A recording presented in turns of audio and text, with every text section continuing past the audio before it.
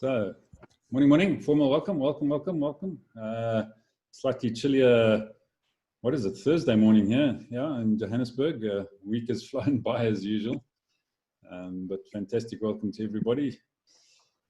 Yeah, so yesterday was an interesting discussion, and thanks to Umpulela, I had a sleepless night last night. So he had a sleepless night the night before, but he handed that on to me last night. So I had some interesting thoughts. It's a funny situation because when it was a Tuesday, Lee, where you dropped the bombshell on the group that we were going to talk about hashtag Black Lives Matter, and I sort of sat here and thought to myself, wow, what has Lee dropped us in here, And this could be an interesting discussion. So I was uncertain about which direction it was going to take and how it was going to pan out, and I wasn't even sure if it was the right kind of topic for this forum. And then that got me thinking. And then we kicked off yesterday morning, and we had some amazing input and some amazing contributions, and so it started me thinking, and. In fact, Lee, when you announced that, one of the things I noticed was Umpulela's face. He sort of sat back, and then you could see the cogs were turning at high speed there, and it made me think, because what happened is I went through a process in my own mind, and I think this is the thoughts that I was having last night. The first thing was my perception of his reaction, and my perception of my own reaction, and then there was an assumption, so there was an assumption in terms of the way I felt about it, and there was an assumption almost made in my mind about the way others felt about it, and then you sort of almost drift into a generalization. So where are we heading with this, and then finally came into my mind that there's an expectation of perhaps how people will react, how they won't react. Is this a good thing? And all of that came together in a nice little acronym for me, which is PAGE. And I thought, people often talk about getting on the same page, and when this acronym came through to me, I thought, well, actually, I think we need to tear this page up. We need to try and get rid of this page. So we need to get rid of, perceptions. We need to get rid of assumptions. We need to get rid of generalizations, and we need to get rid of expectations. And so there's the page. And so I'd love us to see if we can actually discard this page, turn the page, tear the page up, and continue with the discussion in the fashion that we started yesterday morning, because I really think it was an excellent an excellent way to deal with the subject, which can be very emotive. And I just loved the way the discussion went yesterday. But as I say, that was my little thought reflecting on the session yesterday. So having said that, and Lee, thanks by the way for just announcing it and then tossing the hot potato and disappearing on us yesterday. So we really appreciated that. But it was a healthy, robust discussion. We went on quite a while. Some people really didn't get their opportunities to discuss. So we're picking it up again this morning, and I'm going to try and pick up with the folk that we ended off with yesterday, who only had a short time. So Herman, I'm going to start with you. So let's get back to you. You sort of ended off the discussion yesterday, and so I'd like you to pick it up this morning, and we'll take it from there. Are you muted, Herman? Your mic? I was, thank you. Thanks, Ivan, and good morning, everyone. I'd like to set a context when looking at Black Lives Matters. And when I refer to Africa, I'm referring to the part of Africa south of the Sahara. Are you aware that Africa was terrorized since the 7th century on an ongoing basis? It started with the Arabs coming and take Africans away into slavery. And it's estimated that between 10 and 15 million Africans were taken away by Arabs into slavery over a couple of hundred years. why is that important? You need to consider that Africa was a very sparsely inhabited continent at that time. So 10 to 15 million, even over a couple of 100 years, is a horrendous number. And then the whiteys came and carried on with the same kind of thing over a shorter period of time, and again took about between 10 and 13 million Africans away from this continent. Now, if I don't want to go into science, I don't understand 100% myself, but epigenetics tells us that such horrific experiences are becoming part, let's call it part of a makeup, which I think, if we consider that, and that horror generations over hundreds of years have been exposed to, I think it explains a lot of things that we experience and can't often understand in the context and in our relationship with Africans. I believe that the world owes Africa a big apology. I really believe that, because of what the world did. I closed yesterday by saying that whites are not the only one, in my opinion anyway, being racist. I know that Chinese can be very racist, and so can Japanese be. Whether blacks are racist, I don't know. I really don't. It's not trying to avoid a challenge here, but simply because when I look at what they experienced over hundreds of years, over 1,300 years, then I'm not sure whether any reaction that I may not like, I don't think that's based on racism. It's just on something which they have been exposed to, as I said, over hundreds of years. So the reason that Black Lives Matters is, I think, something we should really take very, very seriously because of the history. And let's face it, they were taken away as slaves from here to America, but they were exposed to another 400 years of suppression, etc.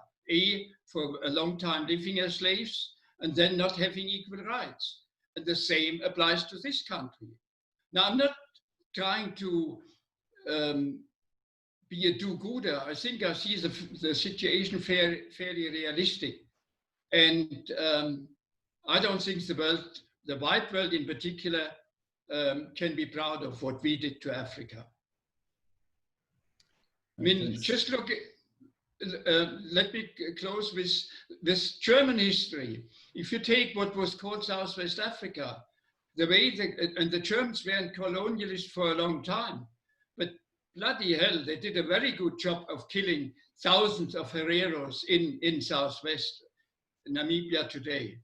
And I think we need to look at the Black Lives Matter in that particular context that I've been trying to kind of paint here. Thank you. Thanks, Herman. Yeah, it raises a thought in my head, and that is, should the sins of the fathers be visited on their following generations? And it's, you know, it could become an interesting debate. Jasper, let's get across to you.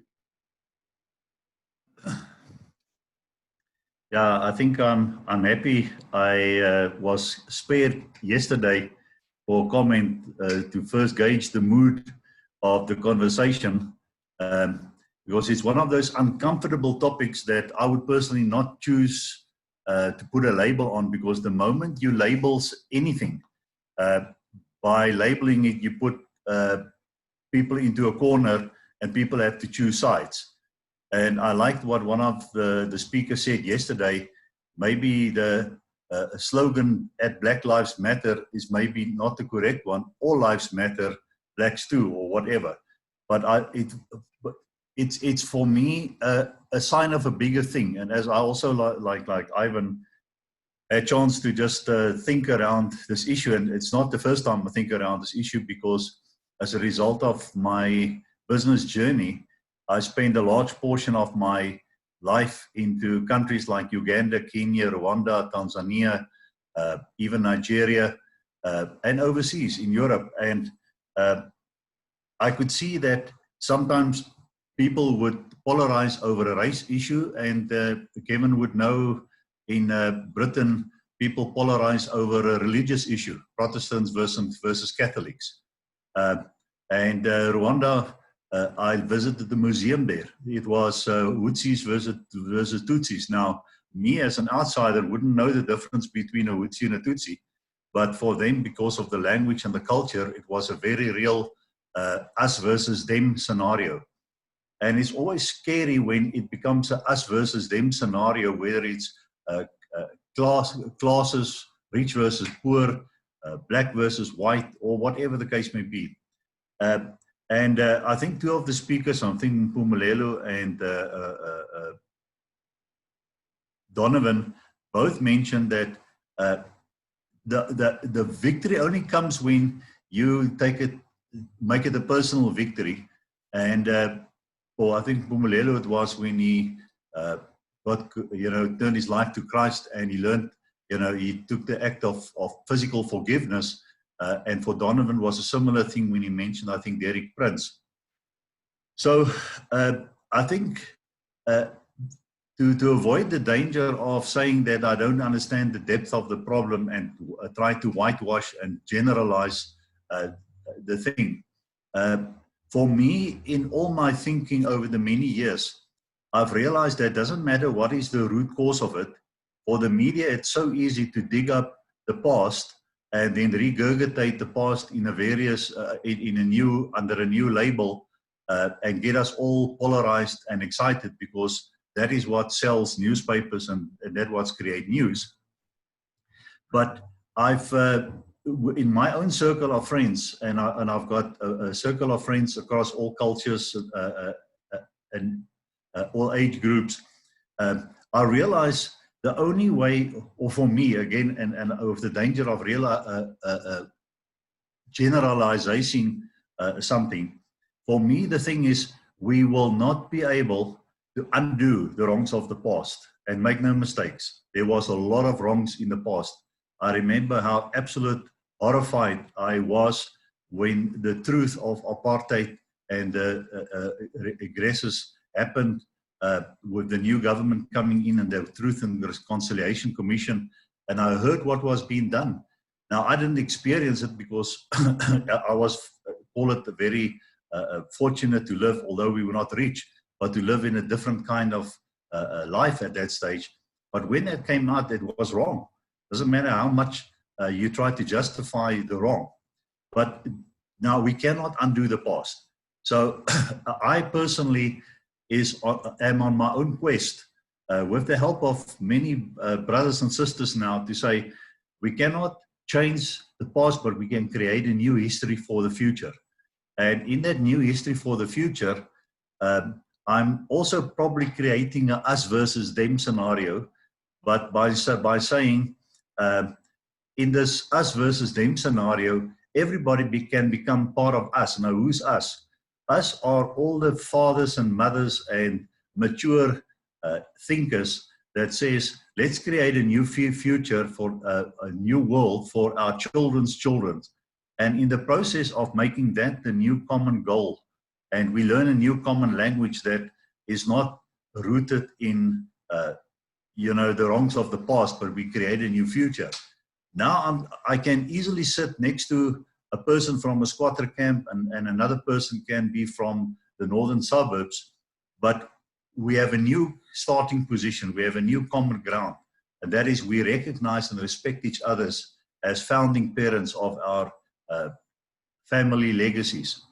And it's not to say that the world from here on will then be easy, but at least we then start with a new common ground and we create a new common story. So I think my challenge with these kind of topics is when it comes up is after we've unpacked and analyzed it, the question is, okay, so what do we do about it? So for me, it's probably to say, all right, let me get there first. That's what I'm doing about it. And everybody who wants to help me create this new tribe of generational parents is mostly welcome. And in our new world, there aren't any of these. We don't deny that bad things has happened. And as we've heard from everybody's stories, everybody has something that happened to him and helped form his character. And I celebrate it. I say it's fantastic because out of that, you have become the person that you are. And I now would love to work with that person going forward. Great, thanks, Jasper. Yeah, some excellent points in there. Steve, let's get across to you.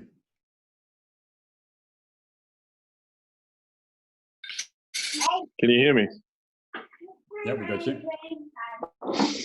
Sorry, I wasn't expecting you to pull me in since I spoke yesterday. I was just listening in quietly in the background. I think, well, based on that, why don't you jump across to anyone else who hasn't had a chance yet, Ivan? I'll come in at the end if need be. All right, Steve. Well, yeah, that's fine. We can do exactly that. So thanks.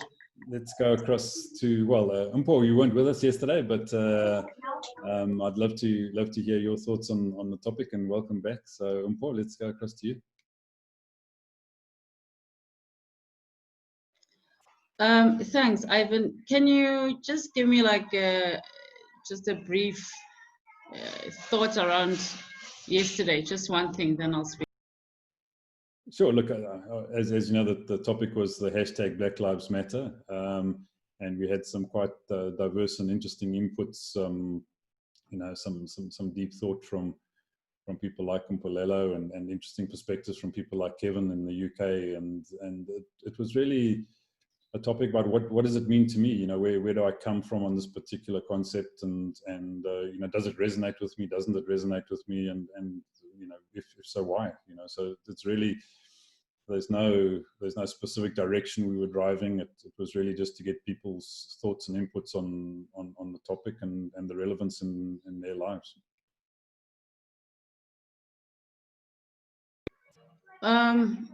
Like, actually, as I'm listening, like my heart is like going.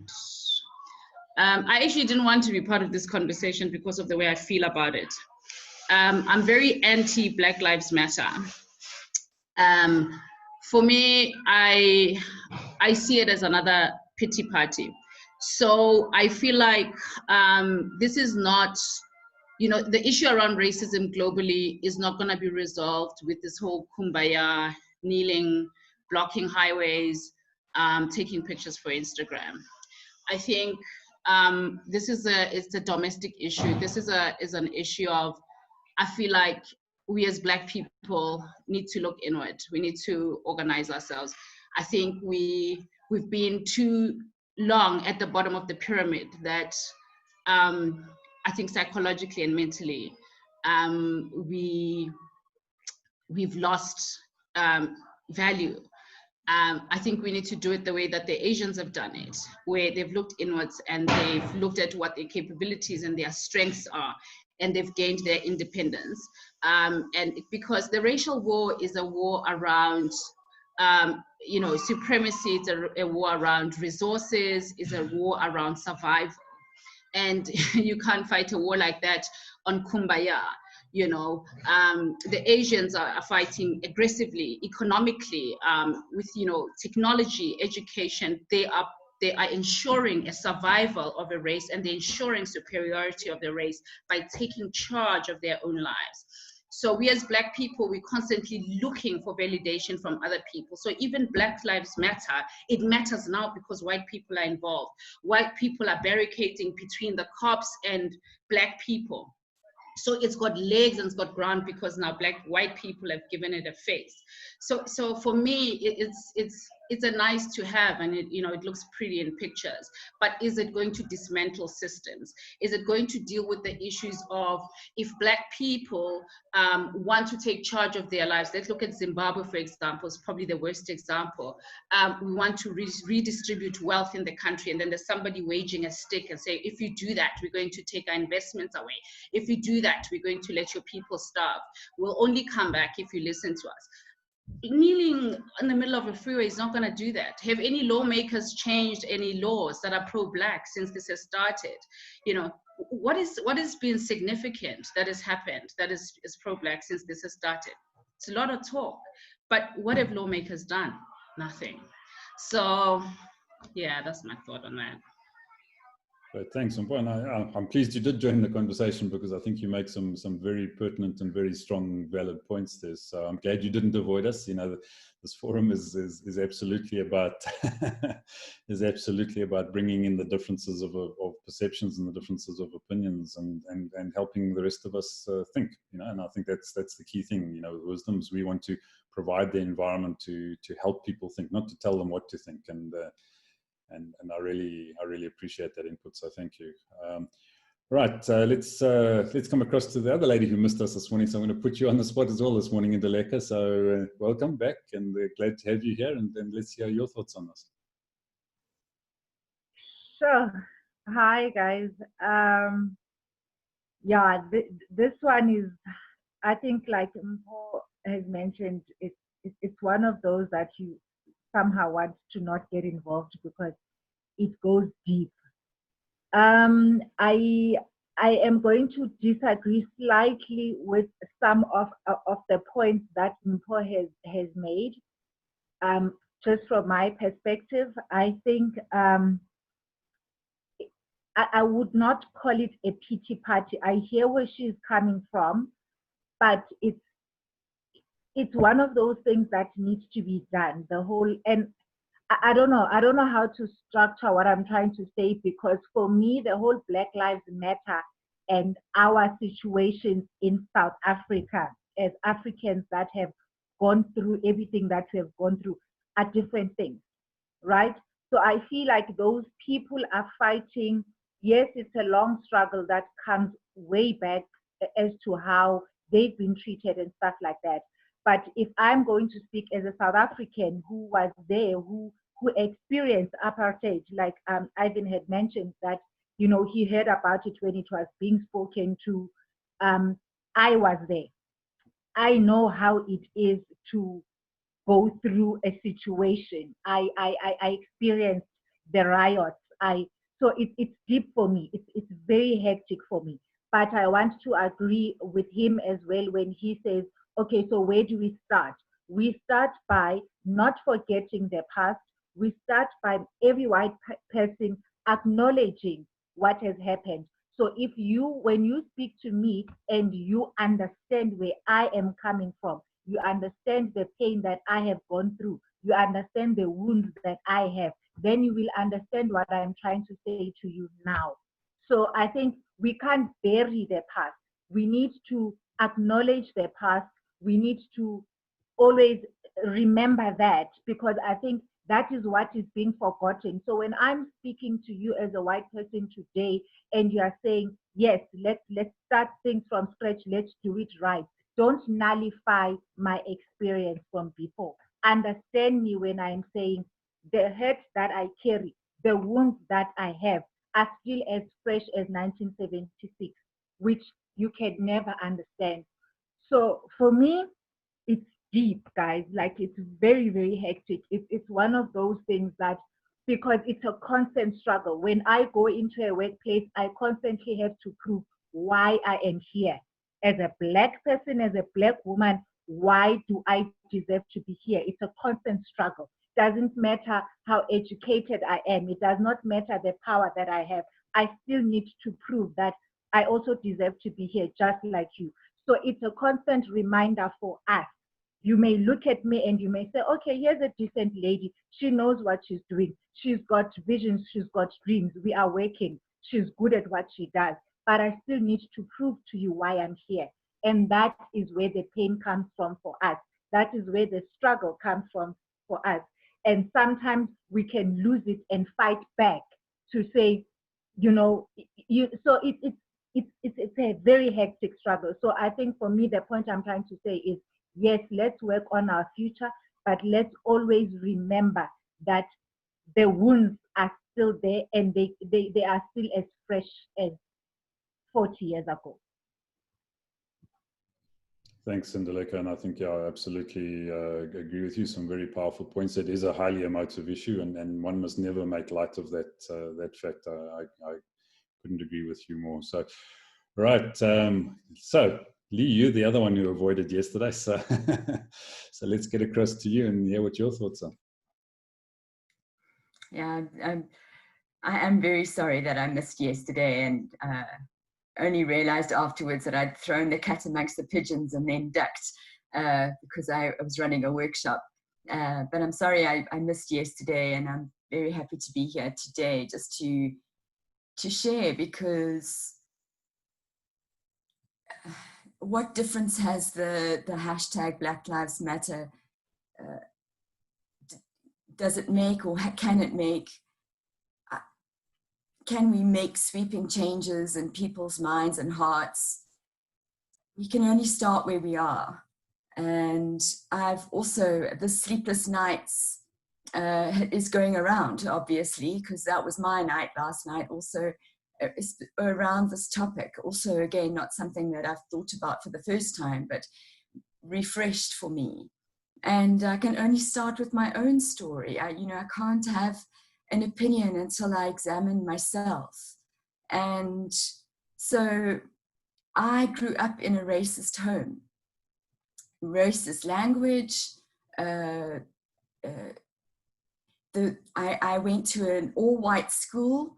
The only people that lived in my suburb that were at my school, whether it was primary school or high school, that were Black, were people who worked on the grounds or in the houses and lived in honestly in squalor, in domestic quarters, on domestic in houses. And there were people I didn't see. I didn't see them. I look back to my childhood and I think, well, who were those people that worked around me as I was growing up? I didn't see them. So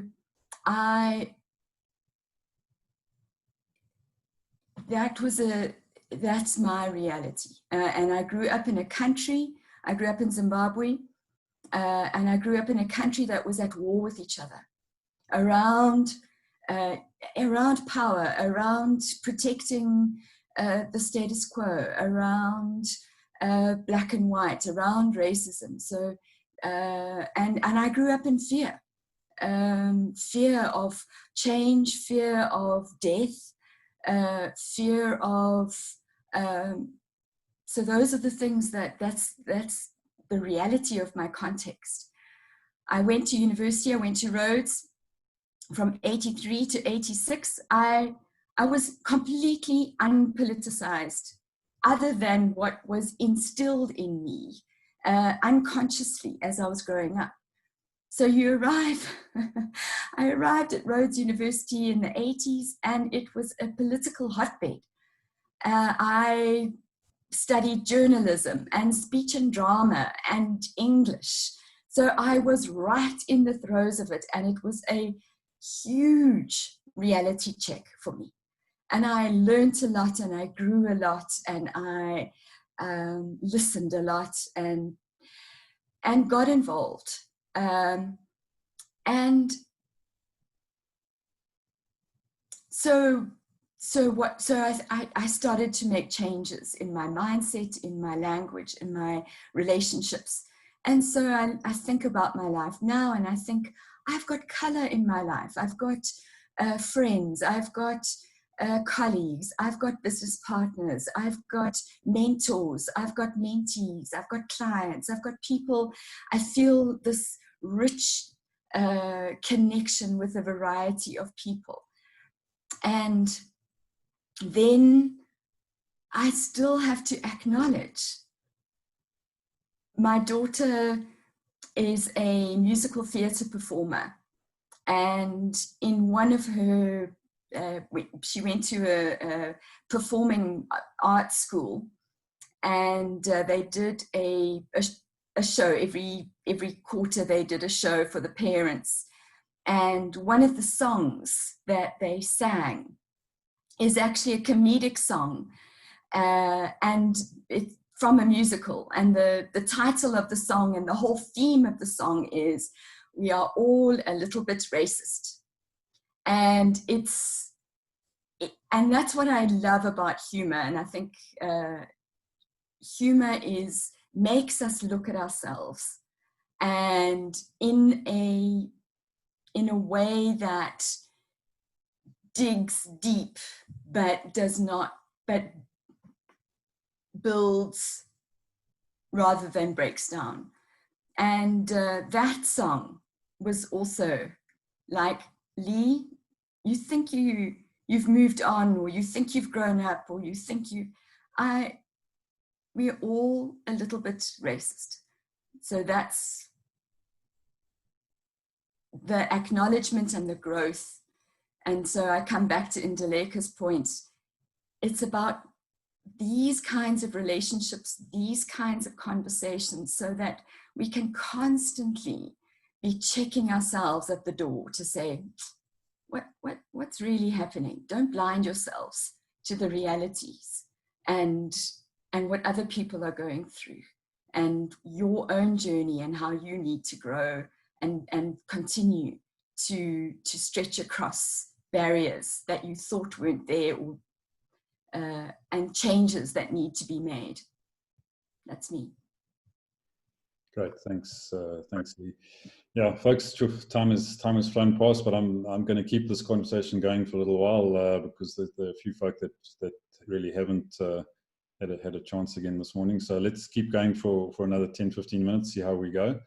And if needs be, we carry it over yet again for another day, because I think there's some really important conversations being had here, some really important points and a lot of depth. And I think it's important to explore those depths and deal with them in the manner that we've been dealing with them. So let's carry on. So Steve, I'm going to come back to you now.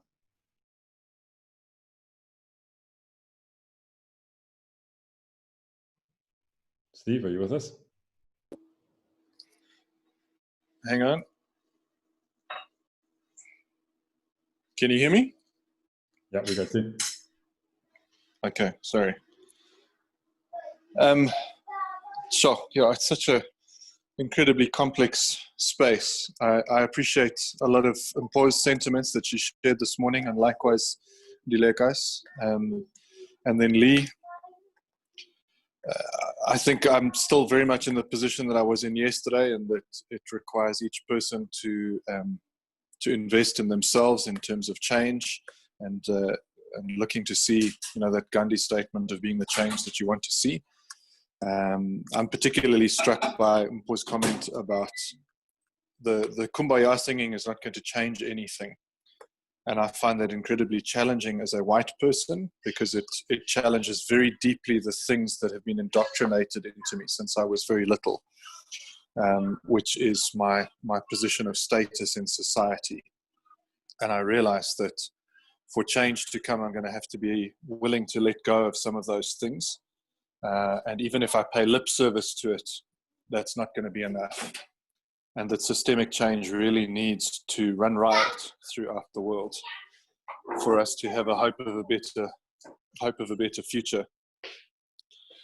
And so, yeah, I'm busy contemplating what does getting rid of the Kumbaya songs look like, and what does it look like to really be involved in somebody else's life so that we can partner in some way to make this world a better space. Yeah, I think I'll leave it there for now and give other people a chance. Thanks, guys. Great, thanks, Steve. Mpulelo, let's get across to you. Yeah, I thought I missed a night yesterday, but the thoughts continued even after. So I'm like, oh my goodness, my mind is racing. Look, I think I'm going to go back quickly to what I said yesterday. I'm not going to take as much time as yesterday, though.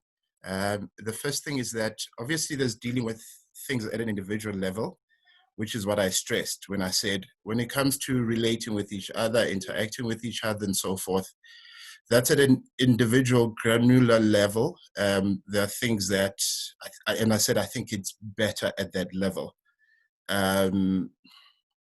Obviously, it also means there are certain scars that have been carried from the past, and there's a way of dealing with the past, and I spoke about the process.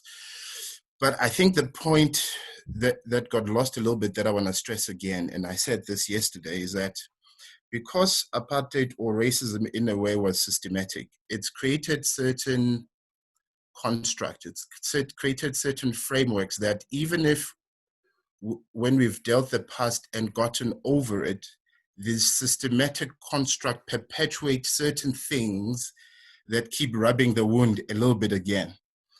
And I think for me, that's where most of the work needs to happen, is to say, how do you dismantle the systematic construct? How do you dismantle the things that perpetuate what was or keep rubbing the wound in the wrong way?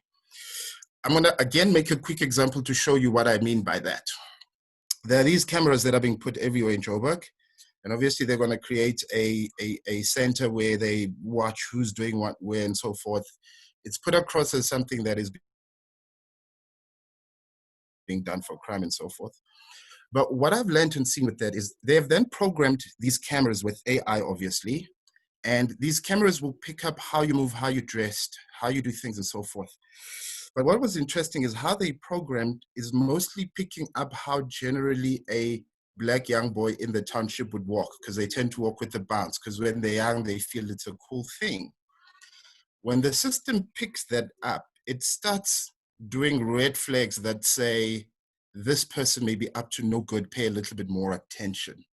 That's what I mean by a past construct perpetuating what was not a correct thing to do. And for me, that's where a lot of work needs to happen, is to say, how do we deal with what apartheid created as a system? You go into the corporate world. Because I've done research, you interact a lot with marketing directors and managers, and you find that the Black marketing directors would have the position, but not the decision-making power. And you're like, but you're supposed to, by your position, be able to do that. And so and what then happens is the system makes the racism almost very subtle and almost very undetectable, in such a way that if Lee doesn't know that that's the construct, that's the framework that was created, she won't even be aware that what's happening now is actually racist or not correct. And for me, that's the whiplash, that's the legacy that needs to be dealt with. Yes, there's the past, there's the pain. We are working on that. I think there's movement around there. The only thing that I feel is still a challenge is the fact that there are some things that were perpetuated by apartheid that still continue. Now, you can deal with the past, but what do you do with what's happening presently at the moment? And to touch a little bit on Paul's point as well, is that these systems are not only in South Africa. Now you find that they're global, and you think, my goodness, we coming from a point of disadvantage. We're trying to grow, we're trying to learn, we're trying to catch up. Yet the international system says, unless you do things like this and like that, we're going to downgrade you as a country. Now, what are the people who have been disadvantaged all along are supposed to do in working in a system that only acknowledges those who are already at an advantage? So I guess what I'm trying to stress is this, the systematic part of it. What is it that we are going to do about it? How are we going to dismantle that? And I guess it's a very, very, very, very big picture. And it may not be that individually we can dismantle it completely. But I like that at a certain level, there's a Jasper who interacts with somebody from the township and saying, let me help you build a system that will move forward. Because systems are what grows a person. Sorry, I know I'm taking long, but let me close it with this one. I grew up in a family where there isn't an uncle that does business or has been prosperous or has been a manager or has been, and now I don't have a center of influence. So I start a business and I find that I have no one that I pick up a phone and say, when I need a client, how can you help me? You get what I'm saying? Because you're coming from an environment where there's not enough people who have been put in that position that when you come in as well, you can be grown from there. And probably it's one thing I appreciate about this forum is that as much as we are different races, there are people that are reaching out that saying, Bumi, can I help you systematically to build things in such a way that even for the future, your kids can be in a better space. And I think that for me does a lot of good. Yes, there's the past, but what are we doing about the things that are perpetuating the legacy of the past? Great, thanks, Mpulelo. Really, really appreciate that. Nozipo, let's get across to you. Hi, thanks, Ivan. I think I will, like I had mentioned yesterday, my stand is based on saying we have all experienced racism in one way or the other. And personally, I feel in a situation where I'm faced with racism from one individual to another, I'm able to handle that because I'm able to take on that and to confront that situation. But it becomes the racism because you've got institutions like if an entire police force is going to instill racism still, if an entire education system is going to instill racism, that's what makes it worse. That's why then it becomes much more difficult to fight. But again, I go back to Jasper's comment to say at some stage we need to start saying what are we doing next. And drawing back on Dilega again, I don't think it should be a case of us rehashing what has happened in the past. It still has to be faced. There's a lot of healing that has to happen because, if you would think about it, a lot of us grew around situations where from our grandmothers, our grandfathers, our parents would tell us, what they went through that was racist. And, when you hear those stories, they stay with you. And so at a certain stage, whenever something happens, you immediately link those stories. And that's where the greater part of the anger comes from, is you sit and think, we're still carrying the anger of our parents and the anger of our grandparents. But ultimately, we need to get to a stage where healing must happen so that we continue to then forgive. Because, ultimately, for us to go on, like Mpo has said, the policymakers are not doing anything about it. They may say they are making policies and leave it at lip service, but at some stage, it's not going to be up to the government. And one of the things that I've continued saying is that whatever we want to see happen is not going to be up to the government, it's going to be up to us as individuals. And just to close off, there's I can't remember his name, but there's a pastor that was officiating the marriage of Meghan and Prince Harry. And he was talking about how the discovery of fire was one of the best discoveries in humankind. But what I like more about it, as he said, is that when we as humans learn to harness the power of love, when we can discover and harness the power of love, that will be the second time in history that we've made a great discovery. In all of these things, ultimately what we need to get to is to harness that power of love to be able to, once healing has happened, forgiveness has happened, we then move forward, like Jasper said, into a new world for the next generations, which is filled purely with love. And we start looking at each other in that way, because ultimately in all of us, there's going to be some good in the worst person and there's going to be some evil in the best of us. And it's how we start viewing each other as individuals and how we then anchor love to make sure that we're able to then move forward and create a better world for our grandchildren and our children as we move on. Thanks. Right, thanks, Nozipo. Really, really good thoughts there again. Guy, yes, let's get across to you.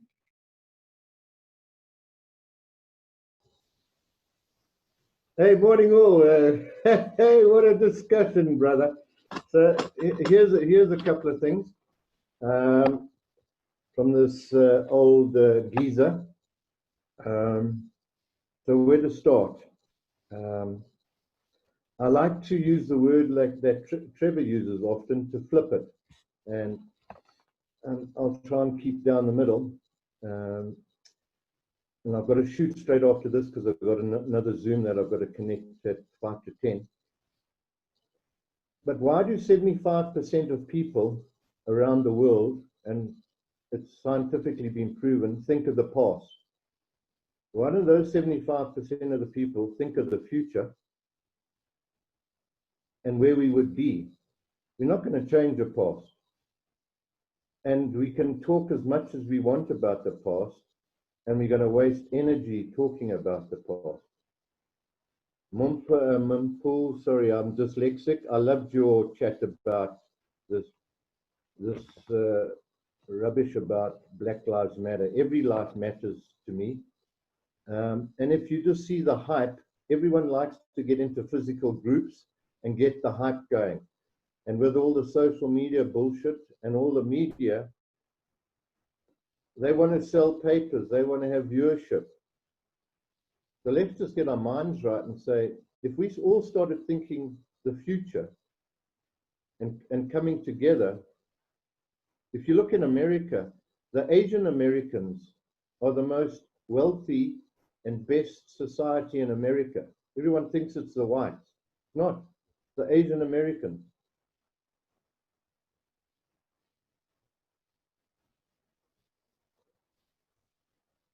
If you look at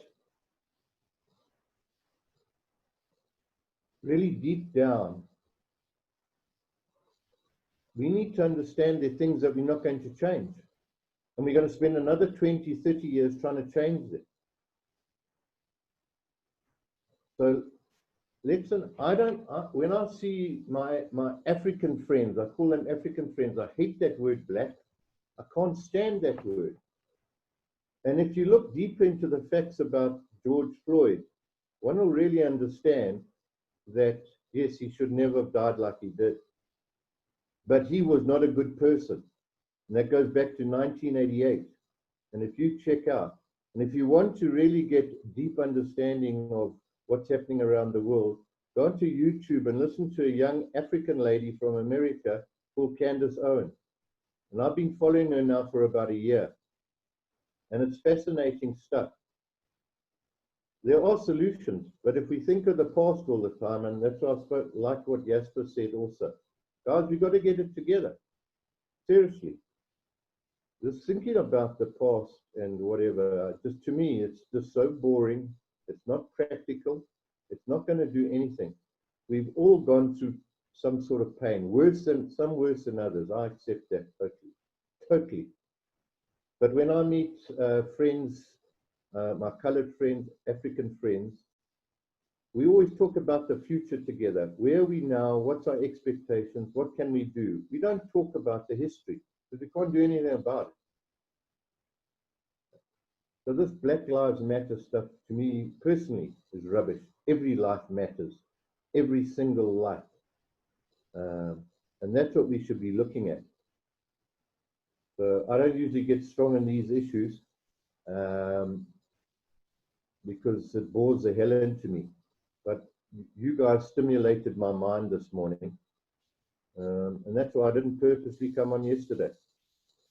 So thank you for giving me the opportunity to talk to you. You can love me or hate me after this, but I'll see you tomorrow. Thanks, Guy. All right, Solomon, let's get across to you quickly.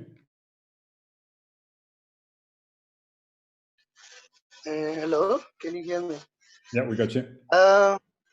Yeah, I think I'm going back to yesterday again to just say, I guess each one of us, we come from a different background in terms of where we grew up, and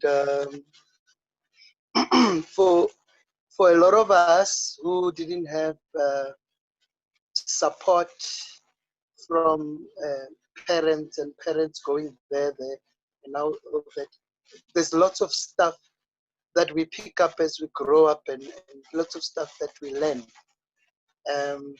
And I guess right now, where we are at is to, like one of the people was speaking about, that we need to be anchored in love and have the ability to respond to amongst each other through that, so that we are able to really live together and go forward together, of course, without ignoring the things that has happened in the past as well.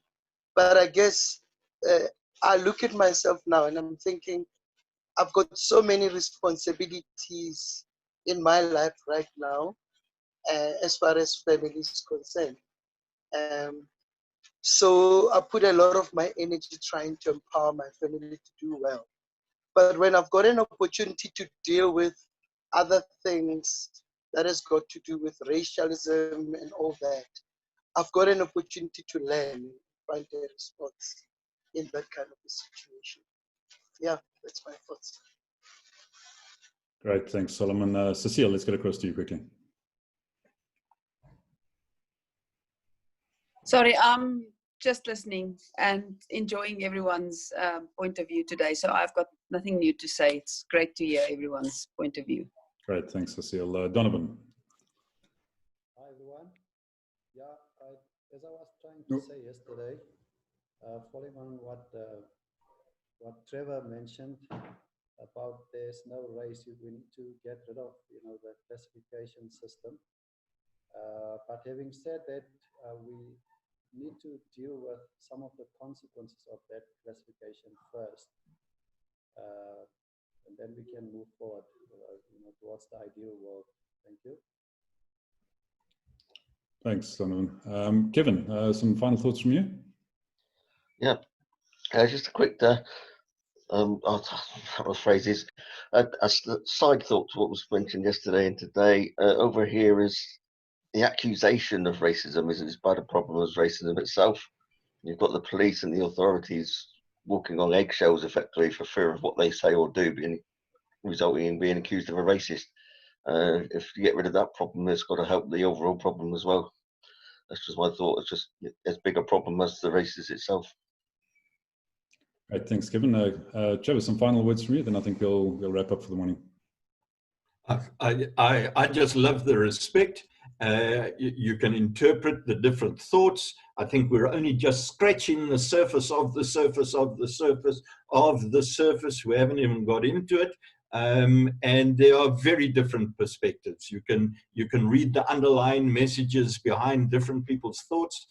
Those build on your assumptions, but I don't think we should stop. I also don't think that we should continue too much into topics like this. We should be moving around, coming back, moving around, giving people time to think, and realize that every input is valuable, and that people go back and they don't sleep at night and think about this thing and reformulate new ideas. So Mpumelelo, one day you'll come to my side of the African plain, as it were. Now, I just love this. I love all the inputs, and I love the fact that people feel safe enough to start sharing their particular points of view without fingers being pointed anywhere in this forum. Just love it. Thank you very much. Great, thanks, Trev. Lee, final word, we wrap up and see what's in store for us tomorrow. Well, Trevor's given me nowhere to go. I don't know whether to now, say, well, should we follow this on a little bit more, or should we change the topic? I think it's so important that this should actually be a group one. So make your suggestion. Do we continue this tomorrow, or do we flip the subject and come back next week?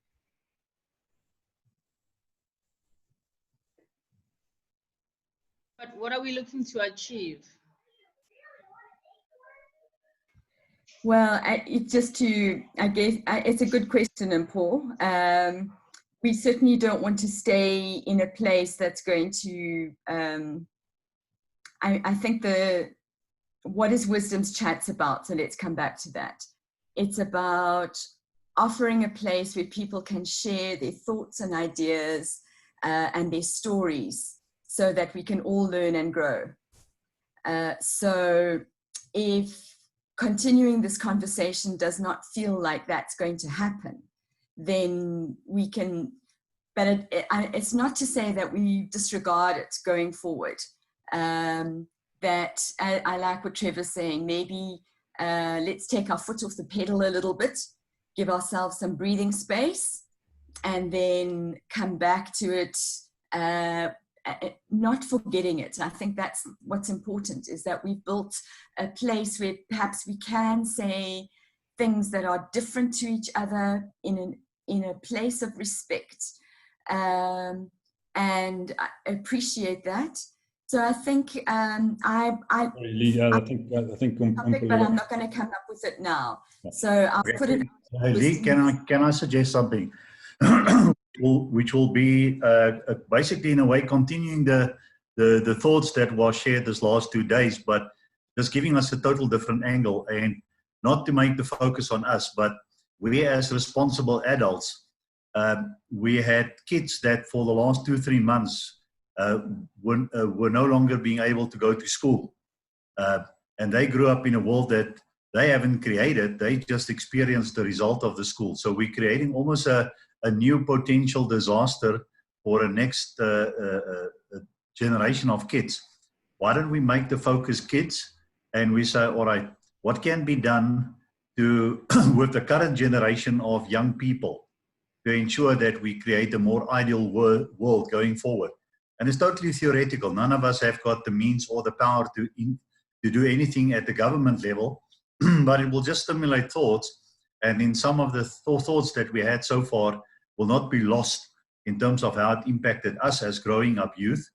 But at least it's a more positive discussion where, there's no right or wrong. We all just have an opinion about the future. Thanks, Jasper. I think, Mpolelo, you're also looking to just add a comment in there.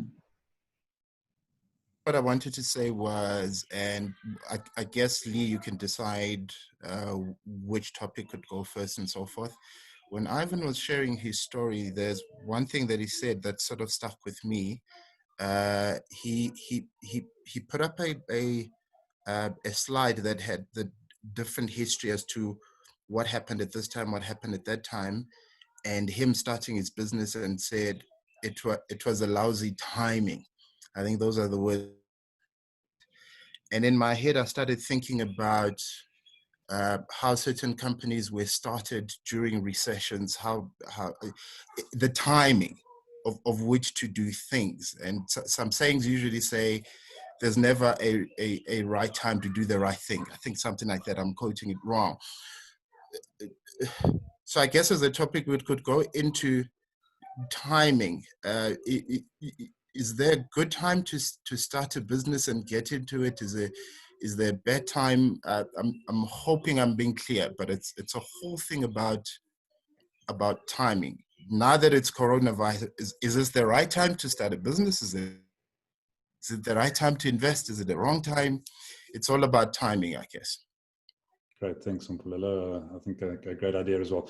Okay, Lee, it's over to you to make some decisions. You might have a sleepless night tonight. I think Jasper's point about let's look at the future. I think that's something we can pick up because I think it's coming back to that, to a similar kind of topic as today. So let's pick that up possibly next week, and let's sort of change direction completely and pick up on what Mpolelo was talking about. And let's talk about, what is timing? I like that. I like the idea of it. I think it makes us think about decisions that we need to make, and that comes back to the thinking that goes into it. So let's think about timing. What's a good time? What's a bad time? Is there such a thing? So yeah, let's go there. I think there's some thoughts that we can have around that. So thanks for raising that, Mpolelo, and thanks everyone for insights and sharing today. Have a great rest of your week and weekend. We still. You keep on forgetting Fridays. Yeah, you keep on forgetting Fridays. Friday still happens. Okay. Bye. Great day further. See you guys tomorrow. Cheers.